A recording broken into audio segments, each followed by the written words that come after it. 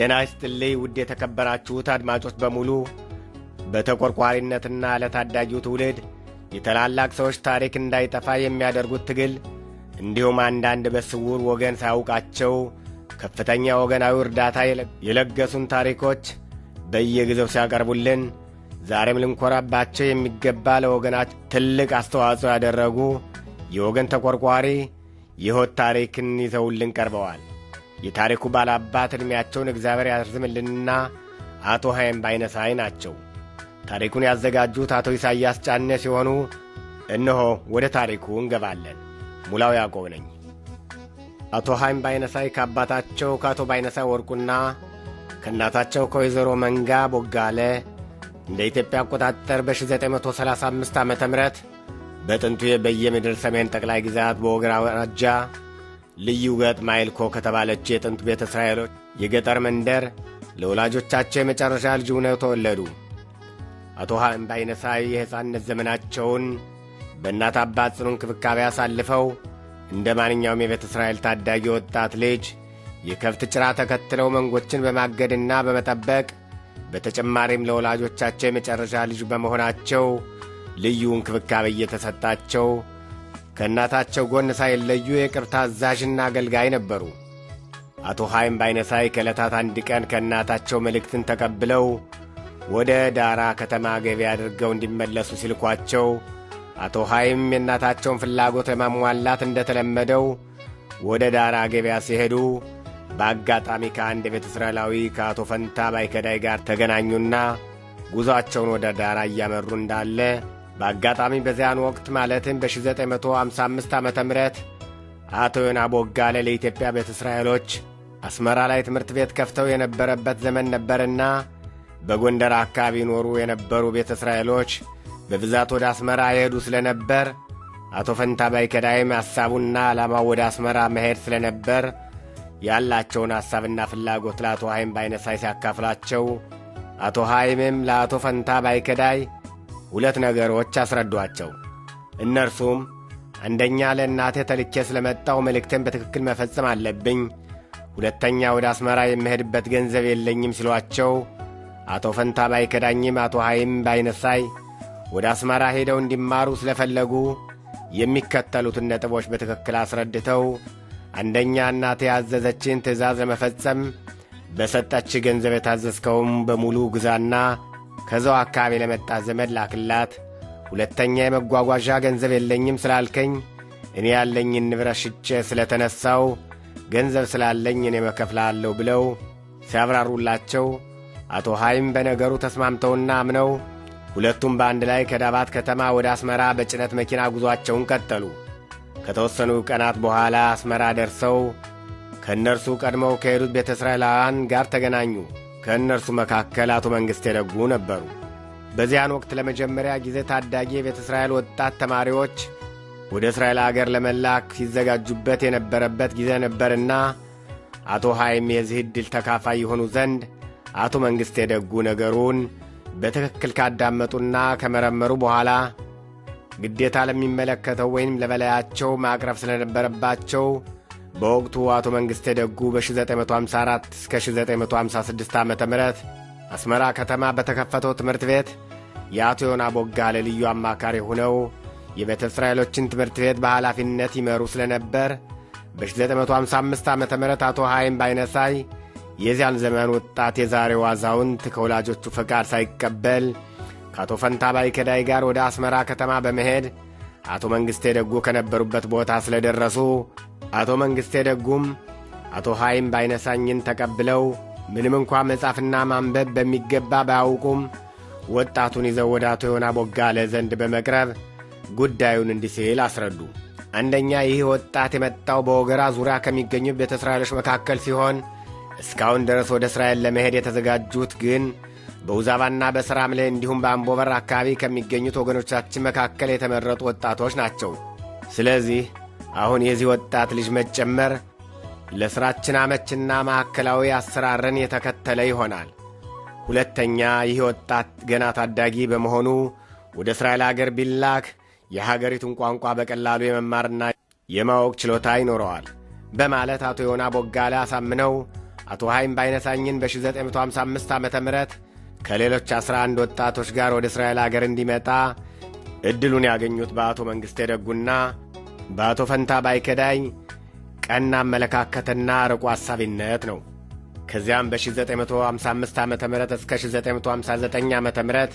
እስራኤል አገር ተምረው ወደ ኢትዮጵያ ተመልሰው ወገኖቻቸውን ለማስተማር በ1961 ዓመተ ምህረት በውዛባ ዳር ትምህርት ቤት ማስተማር ጀመሩ። ከዚያም በ1963 ዓመተ ምህረት ከወይዘሮ ወርቂት ዳዊት ጋር ተጋብተው ውዛባ እያስተማሩ እንዳለ የውዛባ ዳር ትምህርት ቤት ተቃጠለና ተማሪዎችም ሆነ አስተማሪዎች ወደ የቦታቸው ተበታተኑ። አቶ ሐይም ባይነሳይም በ1965 ዓመተ ምህረት ወደ አዲስ አበባ በመሄድ ከአንድ የቤተ እስራኤል ወጣት ከአቶ ጸጋዬ ጋር ተገናኝተው ብዙ ነገሮችን እንደረዷቸው ሁሉ አቶ ሐይም በሰፊው ይናገራሉ። አቶ ሐይም ባይነሳይ ከጥቂት ጊዜ ቆይታ በኋላ እስራኤል አገር በተማሩበት ሙያቸው ሥራ ሲያስፈላልጉ አዲስ አበባ ከተማ ከነበረው የህንዶች ቤት ግንባታ ሥራ ሄደው ሲጠይቁ ያለህን የትምህርት መታወቂያ ውጤት ይዘህ ቅረብ ስለተባለ ከእስራኤል አገር የተማሩትን የትምህርት መረጃዎች በሙሉ ወደ አማርኛና እንግሊዝኛ አስተርጉም ስለቀረቡ የህንዱ ሥራ አስኪያጅ እስራኤል ሀገር መማራቸውን ተመልክቶ በቅድሚያ ሥራቸውን በአስቸኳይ እንዲጀምሩ ተደረገ። አቶ ሐይም ባይነሳይም የመኖሪያ ቤት ተሰጥቷቸው ሥራቸውን ጀመሩ። ቀን እየሠሩ ሌሊት ትምህርታቸውን ቀጠሉ። ለ3 ዓመታት ያክል ሲማሩ ከቆዩ በኋላ በጥሩ ውጤት በዲፕሎማ ተመርቀው ሥራቸውንም በሚገባ እየተከታተሉ በተባበሩት መንግሥታት መሥሪያ ቤት በአዋሽ ሸለቆ የሆነ ፕሮጀክት የእርሻ ልማትና መስኖ ለመክፈት ስለፈለጉ የዚህ ሙያ ያላቸውን ተማሪዎች በሚፈልጉበትና በሚጠይቁበት ዘመን አቶ ሐይም ያላቸውን የትምህርት መረጃዎች በማቅረብ እጩ ተወዳዳሪ ሆነው ቀርበው ከዚያም የተሰጣቸውን የጽሑፍ ፈተና አልፈው ለቃል ጥያቄ ከመቅረባቸው በፊት የኮሚቴው አባል የነበሩት ብዙሃኑ የውጭ አገር ዜጎች ስለነበሩ ከእነርሱ መካከል አንዱ አቶ ጌርሾን ሌቪ የሚባሉት እስራኤላዊ ይሁዲ የአቶ ሐይም ባይነሳይን ሕይወት ታሪክና ከእስራኤል አገር ተምረው የተቀበሉትን የትምህርት መረጃዎች ተመልክተው ቤተ እስራኤል መሆኑን በመገንዘብ ስብሰባውን ጨርሰው ሊወጡ ሲሉ አቶ ጌርሾን ሌቪ በዕብራይስጥ ቋንቋ ለአቶ ሐይም ባይነሳይ ዛሬ ከሰዓት በኋላ ሂልተን ሆቴል ስላለሁ እንድትመጣና እንድንገናኝ ብለዋቸው ተለያዩ። አቶ ሐይም በተወሰነው ሰዓት ከቦታው በመገኘት ሁለቱ አስፈላጊውን ነገር ተወያይተው ለሥራ እንደሚቀበሏቸው አስረዷቸው። አቶ ሐይም ባይነሳይ በአጭር ጊዜ ውስጥ በመሐንዲስነት ደረጃ 500 ብር ለወር እየተከፈላቸው ሥራቸውን ጀመሩ። በአዋሽ ሸለቆ በእርሻ ልማትና በመስኖ ሙያ ለ6 ዓመት ያክል በታማኝነት ከሠሩ በኋላ በወቅቱ የነበሩት የኢትዮጵያ የግብርና ሚኒስቴር ለጉብኝት ወደ አዋሽ ሸለቆ መጥተው የሥራቸውን መልካም ውጤት አድንቀውና ተመልክተው ይህ መሥሪያ ቤት ወደ አዲስ አበባ ተዛውሮ በአዋሽ ሸለቆ ብቻ ሳይሆን በአገር አቀፍ ደረጃ እንዲሠራ ተደርጎ ሠራተኞች ከሥራ ልምድ አንጻር የተነሣ ስለ እርሻ ልማትና መስኖ በመላው ኢትዮጵያ እየተዘዋወሩ እንዲሠሩና እንዲያስተምሩ ስለተፈቀደ መሥሪያ ቤታቸው ወደ አዲስ አበባ ተዘዋውሮ ለብዙ ዓመታቶች በኢትዮጵያ ምድር እየተዘዋወሩ ለሰፊው የኢትዮጵያ ሕዝብ የእርሻ ልማትና መስኖ አገልግሎትን በስፋት አበርክተናል በማለት አቶ ሐይም ባይነሳይ በሰፊው ይተርካሉ። ይህ በእንዲህ እንዳለ አቶ ሐይም ባይነሳይ ለብዙ ዘመን በአዲስ አበባ ከተማ ሲኖሩ ከወገኖቻቸው ማለትም ከቤተ እስራኤላውያን ጋር የጠበቀ ግንኙነት እንደነበራቸው በሰፊው ሲነገር፣ ከዚያም በሚችሉት መንገድ ሁሉ ወገኖቻቸውን ለመርዳት ብዙ አስተዋጽኦን አበርክተዋል። ይህን የመሰለ ወገናዊ አገልግሎት በማበርከታቸው ምክንያት በ1987 ዓ ም በደርግ ዘመን በመንግሥት በድሬዳዋ ከተማ የኦሪት አማኞችን እያስኮበለለ ወደ እስራኤል ይልካል በሚል ወንጀል ተወንጅለው አዲስ አበባ በሚገኘው ማዕከላዊ በተባለው እስር ቤት ውስጥ እንደ አውሮፓን አቆጣጠር ከ1987 እስከ 1989 ድረስ ብዙ ችግሮችና ድብድባዎችን አሳልፈዋል። አቶ ሐይም ባይነሳይ ከ2 ዓመት በላይ በእስር ቤት ቆይተው ከተለቀቁ በኋላ በ1990 ዓ ም ወደ ቅድስት አገራቸው ለመግባት በውቅተዋል። ስለዚህ አቶ ሐይም ባይነሳይ ተወልደው ላደጉበት አገርና ለኢትዮጵያ ሕዝብ ስላበረከቱ በጎ ምግባርና የሥራ አገልግሎት ከልብ ሊመሰገኑና ሊደነቁ ይገባቸዋል። እኛም በእስራኤል አገር የምንገኝ ቤተ እስራኤሎች መልካም የሕይወት ዘመን እንዲኖራቸው ከልብ እንመኝንላቸዋለን። ከዚህ በመቀጠል ጥቂት ትውስታዎች በግጥም መልክ። ለእውቀት ተሰዳጁ ይላል። በስደቱ ዘመን ኢትዮጵያ ምድር በእረኝነት ተግባር አድገህ ከገጠር ከዕለታት አንድ ቀን ትእዛዝ ተሰጥተህ ዳራ አምባ ጊዮርጊስ ገበያ ወጥተህ የማየን ቃል አፍራሽ ሳትሆን ቃል አባይ